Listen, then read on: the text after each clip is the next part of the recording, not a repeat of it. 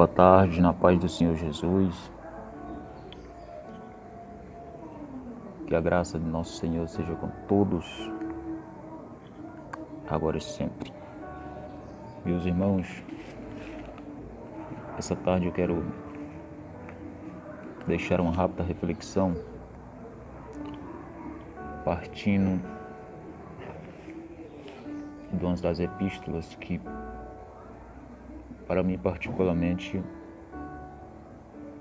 é uma das epístolas mais sentimentais do quesito relacionamento. A primeira epístola de João, apesar de João não ter sido um grande erudito, como Paulo, teve o privilégio de desfrutar um relacionamento muito íntimo com o Senhor. E partindo dessas características desse relacionamento, João escreve uma das epístolas das mais belas, dentre outras. 1 João capítulo 2 e versículo 15.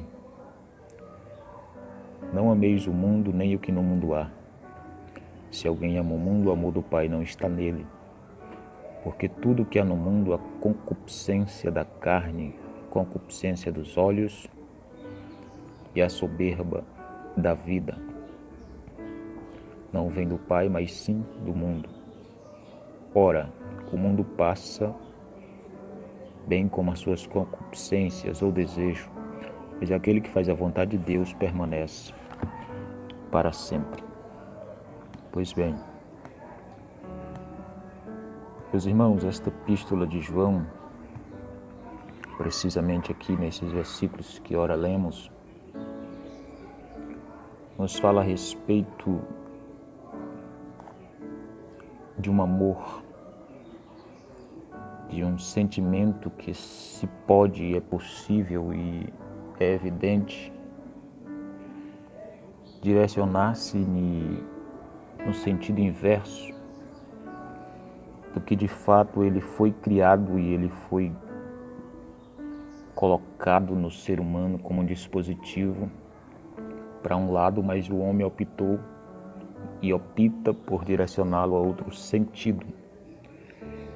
E João traz à tona e refresca a nossa memória a respeito da direção correta, deste amor.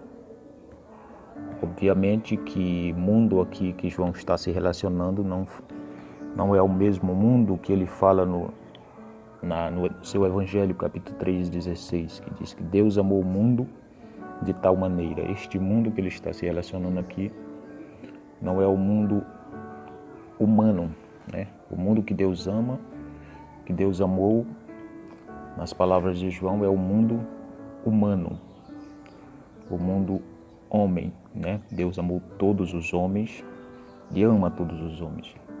Mas aqui mundo, sistema do mundo, sistema que se instalou no mundo. E é fato muito preocupante, É fato muito preocupante porque esse sistema do mundo, ele, como uma onda avassaladora, ele sucumbiu praticamente todos nós. E até mesmo aqueles que têm maturidade suficiente para viver acima desse sistema, mas têm que aprender a lidar com esse sistema. Porque todas as partes, todos os empreendimentos, todos os lugares onde a gente vai, está implantado esse sistema, até mesmo no meio religioso, até mesmo dentro das religiões. O certo é que esse sistema, ele é um sistema totalmente relativo. Ele muda, ele muda com o passar dos tempos, ele se modifica e vai se modificando. E eu acredito que esta era a preocupação de Paulo, que também o impulsionou a alertar os irmãos em Roma e dizer-lhes, no capítulo 12 de Romanos, não vos conformeis com este mundo ou com este sistema, né? Mas transformai-vos pela renovação do vosso entendimento. Ou seja, Paulo, ele deixou bem claro que o sistema, ele está estabelecido, mas tem uma forma de vencer este sistema. E a forma não é se conformar com esse sistema, é você interrogar o sistema e você optar por viver acima desse sistema. E só existe uma maneira, qual? É renovando o entendimento, né? Renovando o entendimento. Paulo deixou bem claro. E esse sistema, ele nos obriga, aqueles que optam por não viver submissos a este sistema, são obrigados a amadurecer, né? Amadurecer no quesito palavra de Deus. Por isso que a Bíblia é bem clara em nos aconselhar a dizer: crescei na graça e no conhecimento. Crescei na graça e no conhecimento, né? Tem que ter esse equilíbrio, graça e conhecimento. Porque quem cresce em conhecimento, eu não estou falando apenas de teoria. Quando se fala de conhecimento bíblico, se fala de relacionamento, porque não tem como desvincular o conhecimento da graça, biblicamente falando, e ter esta junção entre conhecimento e graça, biblicamente falando, ela só pode surgir, né, esta unificação de um relacionamento com Deus. Um relacionamento com Deus. Quando se fala de relacionamento, não está falando propriamente de teoria, está falando de vivência, está falando de harmonia, de compartilhamento. É por isso que Paulo disse que não se conformar com esse sistema é transformar a renovação deste entendimento, porque quem se relaciona com Deus, ele cresce a cada dia mais.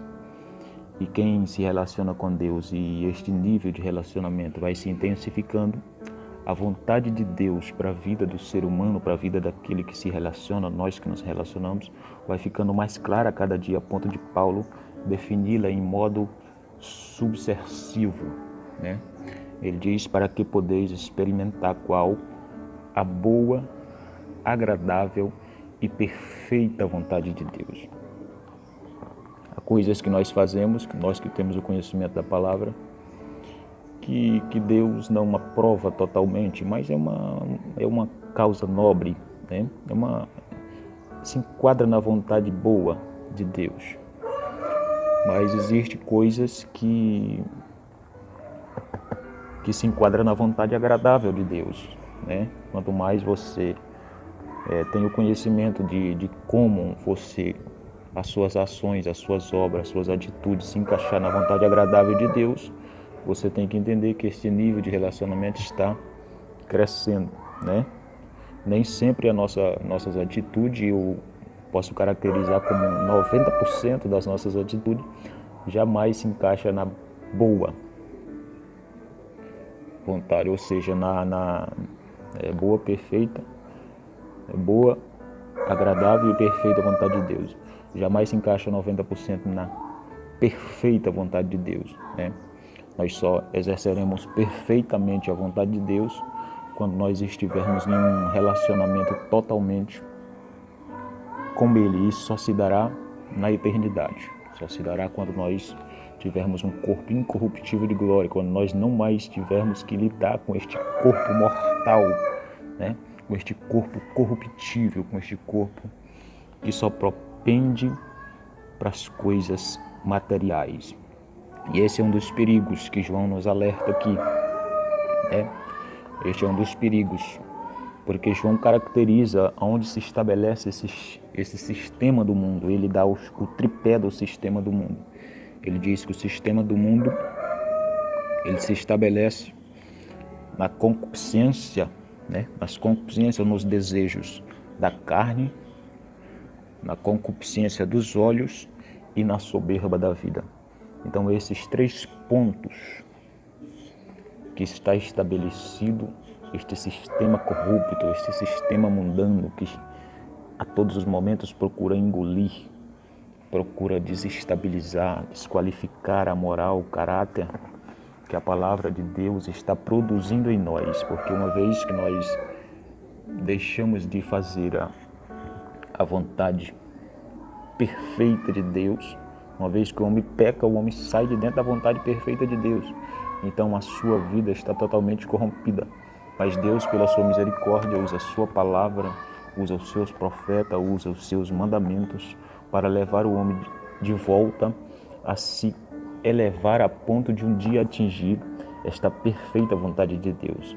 E tudo que o inimigo quer é que o homem jamais atinja este nível de relacionamento. E ele usa esses 3 métodos para fazer com que o homem jamais alcance esta intimidade frutuosa com Deus. E João destaca aqui de uma forma bem clara. Se nós observar, nós percebemos e entendemos muito bem. Ele diz que se dá no desejo da carne, né? Nós sabemos que a nossa carne, ela deseja as coisas carnais. E Paulo escreve nos Gálatas, Paulo diz que a nossa carne milita contra o Espírito, ou seja, luta contra o Espírito, né? De modo que aquele que está mais fortalecido é que vai vencer a batalha. Então nós temos que estar espiritualmente fortalecidos para que a nossa carne venha a ser subjugada pelo nosso Espírito. Meus irmãos, todos os dias eu me pego pedindo a Deus, Senhor, me muda, Pai. Por mais que a gente busque um relacionamento com Deus, a gente percebe que ainda tem que melhorar muito, né? E às vezes a gente se acha em um grau tão maduro, mas quando a gente para refletir, a gente percebe que ainda tem que mudar muito. Mas Deus é misericordioso e o Espírito Santo, a partir do momento que nós vamos dando evasão, ele vai produzindo em nós os seus frutos. E eu desejo a cada dia mais este crescimento. E João também nos mostra o segundo tripé, é a concupiscência, os desejos dos olhos, né? Os desejos dos olhos. Apesar desses 3 estar vinculados diretamente, não ter como desvinculá-los, mas ele nos mostra as suas ramificações, e uma delas é a concupiscência dos olhos. Interessante que a visão é uma faculdade muito importante e primordial nas nossas vidas.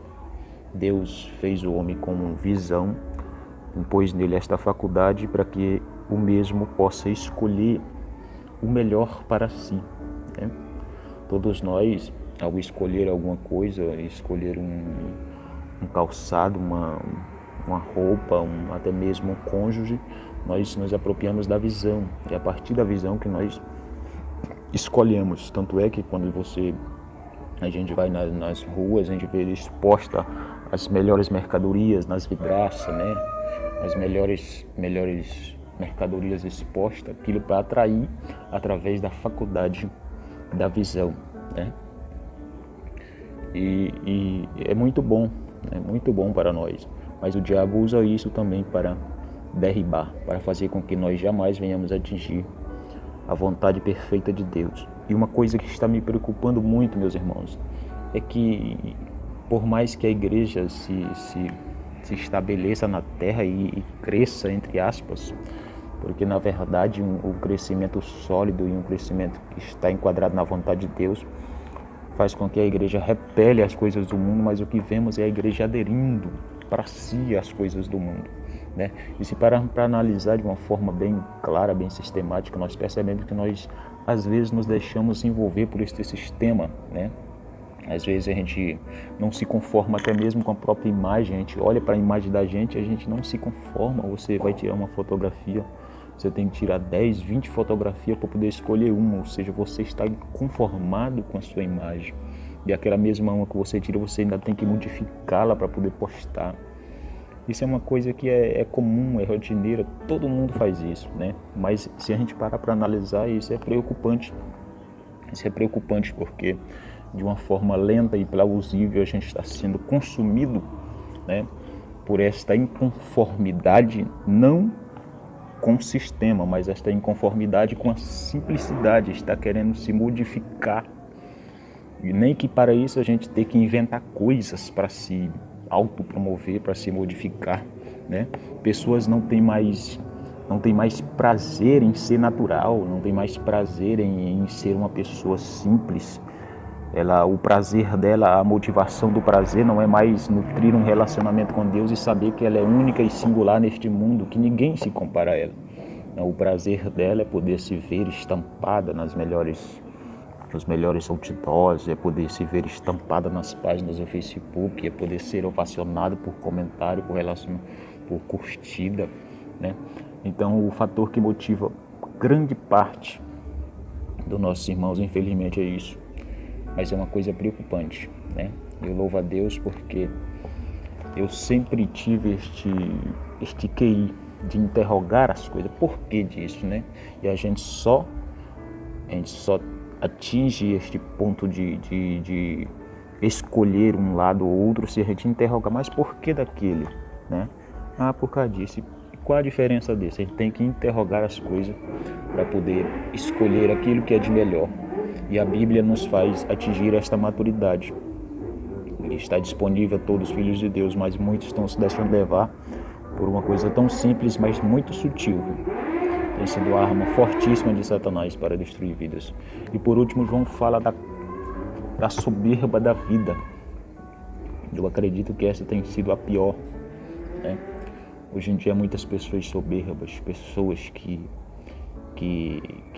coloca a posição acima do próprio ser. Pessoas porque o sistema do mundo é o seguinte, o sistema do mundo é completamente antagônico ao sistema do reino de Deus, a política do reino. Porque a política do reino de Deus é a gente ser simples, a gente ser prudente, mas o sistema do mundo não. O sistema do mundo é você fazer o que pode para poder atingir proporções maiores do que os outros. E esta busca frenética tem contaminado grande parte das pessoas. As pessoas buscam por fim na força, e isso não é errado numa empresa, isso não é totalmente errado num estudo, numa lista, você querer ser o melhor, querer apresentar um bom trabalho, fazer uma boa prova, mas no reino de Deus, isso está completamente errado. No reino de Deus, caráter é maior do que título. No reino de Deus é completamente diferente, né? E hoje em dia nós vemos muitas pessoas que priorizam mais posições, priorizam mais títulos do que caráter, né? E com isso elas tentam transmitir ou tentam criar uma imagem de aceitação na sociedade, porque é isso que o sistema requer. O sistema faz com que a pessoa se sinta aceito, né? Se sinta aceito, nem que para isso ele tenha que pisar nesse, nem que para isso ele tenha que puxar o tapete deste, humilhar esse, mas ele quer sempre ser aceito como o mais importante. E isso é completamente antagônico à razão do reino de Deus. E eu quero dizer apenas nessa tarde para os irmãos que vamos meditar um pouco na palavra, né? Jesus está voltando e eu acredito que a igreja do arrebatamento ela tem discernimento para saber se o sistema inundoa ou se ela é repelente para o sistema. A igreja que vai subir é a igreja que está se enquadrando na cultura do céu. Não é a igreja que está cada dia mais se adaptando à cultura da terra. Amém? Que Deus em Cristo nos abençoe e nos guarde no seu amor, agora e sempre.